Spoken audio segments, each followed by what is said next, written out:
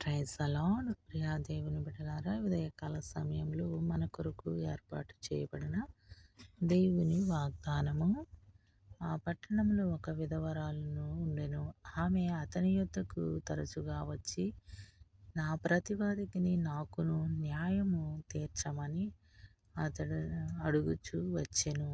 కానీ ప్రియ దేవుని బిడ్డలారా, లూకాసు వార్త 18 వచనం నుంచి 1వ వచనం కానించి మనం చూసుకుంటూ వచ్చినట్లయితే ఒక విధవరాలు గురించి ఇక్కడ వ్రాయబడుతుంది. దేవుడు తాను ఏర్పరచుకున్న వారిని విధవరాళ్ళు తన్ను గూర్చి మొరపెట్టుకొనుచుండగా వారికి న్యాయము తీర్చడా. ఆమేన్. ప్రియ దేవుని బిడ్డలారా, ఈ అమూల్యమైన గొప్ప వాగ్దానమును దేవుడు మనకిచ్చి ఉదయకాల సమయంలో ఒక విధవరాలు ఒక రాజుని నా ప్రతివానిలో నాకు న్యాయము తీర్చమని ఆయనను అడిగినప్పుడు ఆయన వారికి న్యాయము తీర్చెను గనుక మరి ఉదయకాల సమయంలో విధవరాళ్ళు మొరపెడితే ఆయనకు న్యాయము తీర్చడా. అంటే ఆయనకు నిజముగా మొరపెట్టి ఆయన నిజమైన బిడ్డలుగా మనం ఎప్పుడు అయ్యామనంటే మనం ఆయనలో కొనబడ్డాము. ఆ క్రీస్తు రక్తంలో మనము కొనబడ్డాము. ఆయన మనల్ని రక్షించాడు గనుక మనం ఆయన రాజ్యాన్ని మనకు స్వతంత్రించనున్నాడు గనుక మనం ఆయన బిడ్డలుగా ఉన్నాము గనుక మనము ఆయన కొరకు జీవించే వారముగా ఉన్నప్పుడు మనకు న్యాయము తీర్చగలిగే దేవుడు. ఒక స్త్రీ విధవరాలు రాజుని ప్రదాక వెళ్ళి తరచుగా వెళ్ళుచు ఆయనను గోజాడుచుండగా రాజు హృదయము కరిగి ఈమెకు న్యాయము తీర్చుదామని ఆయన అనుకున్నప్పుడు మరి దేవుడు ఒక రాజు మనసే కరిగి ఒక సామాన్యురాలు కొరకు ఆయన న్యాయం తీర్చడానికి ఒప్పుకున్నాడు అంటే ఆమె తరచుగా వెళ్ళి ఆయనను విసిగించటం మొదలుపెట్టింది. మనము తరచుగా దేవునిలో మనము మోకాళ్ళ కొని ప్రార్థించగలిగితే ఆయన మన కొరకు ఆయన కార్యములు నెరవేర్చేవాడుగా ఉన్నాడు. మనల్ని ప్రేమించి మనకు న్యాయము తీర్చేవాడుగా ఉన్నాడు ఆయన. మరి ఉదయకాల సమయంలో నీవు దేవుని కొరకు మరి గోజాడగలిగితే, మోకాళ్ళు కొని ప్రార్థించగలిగితే ప్రార్థనకు జవాబు ఖచ్చితంగా వస్తుంది. నీ శోధన నుంచి నీకు విడిపించడానికి సిద్ధముగా ఉన్నాడు ఆయన. నీ శ్రమల నుంచి నీకు న్యాయము తీర్చడానికి సిద్ధముగా ఉన్నాడు ఆయన. మంచి తీర్పును నీ పట్ల తీర్చగలిగే దేవుడు ఆయన.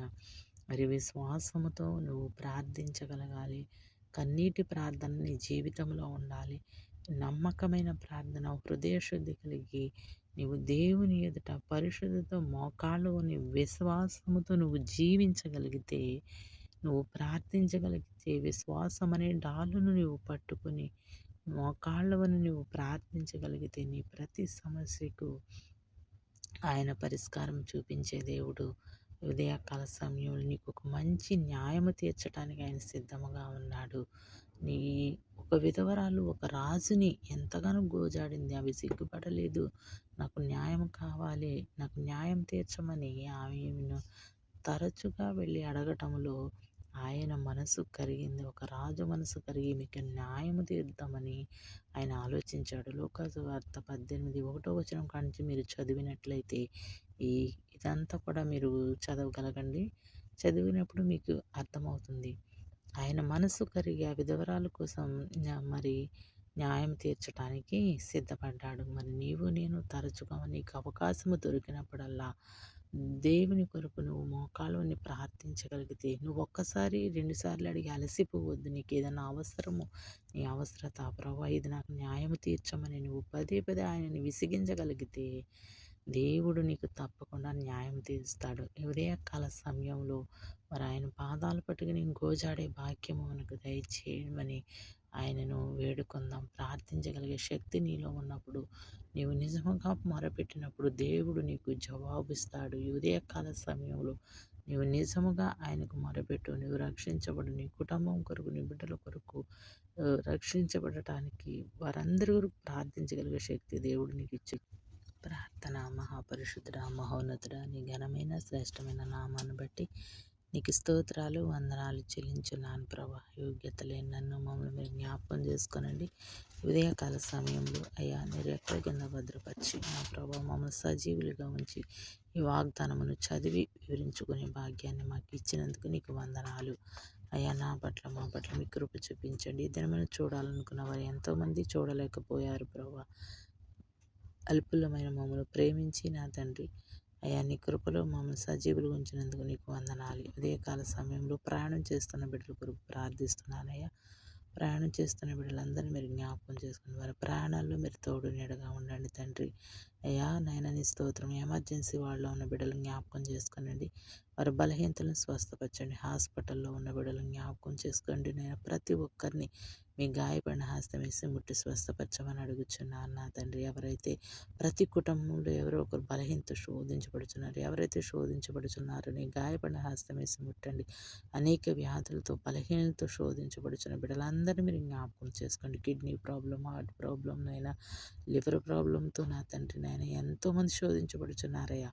అయ్యా అట్టి బిడ్డల కొరకు ప్రార్థిస్తున్నాం ప్రభు. ప్రతి ఒక్కరిని మీరు స్వస్థపరచమని అడుగుచున్నాను నాయన. నీకు స్తోత్రం. నీకు అసాధ్యమైనది ఏమీ లేదు. జ్ఞాపకం చేసుకోండి. ఉదయకాల సమయంలో ప్రభు ఈ వాగ్దానం వింటున్న ప్రతి ఒక్క కుటుంబాన్ని మీరు దీవించండి, ఆశీర్వదించండి. బలహీనలను ముట్టి స్వస్థపరచమని అడుగుచున్నాం. ప్రతి ఒక్కరి పట్ల మీ దయ చూపి చదువుకునే బిడ్డల కొరకు ప్రార్థిస్తున్నామయ్యా. వారికి మీరు తోడు నీడగని వారి చదువులో మీరు రాకపోకలు మీరు తోడుగా ఉండమని అడుగుచున్నాను ప్రభా. అయ్యా ప్రతి ఒక్క కుటుంబంలో నేను నీ వెలుగు కాంతులను నింపమని అడుగుచున్నాను. ప్రతి ఒక్కరి పట్ల మీ దయ చూపించి జ్ఞాపకం చేసుకుని నాయన అయ్యా మీరు మాట్లాడి కృప చూపించి సహాయం చేయమని, యోగ్యత లేని నన్ను మమ్మలను మీరు దర్శించి ప్రతిదినం నీ వాగ్దానం వినులాగా నా కృప చూపించి ఉదయాన్నే లేచి నేను స్తుతించే భాగ్యం ప్రతి ఒక్కరికి దయచేయమని యేసు పరిశుద్ధ నామంలో అడిగి వేడుకొంచున్నాము తండ్రి. ఆమేన్.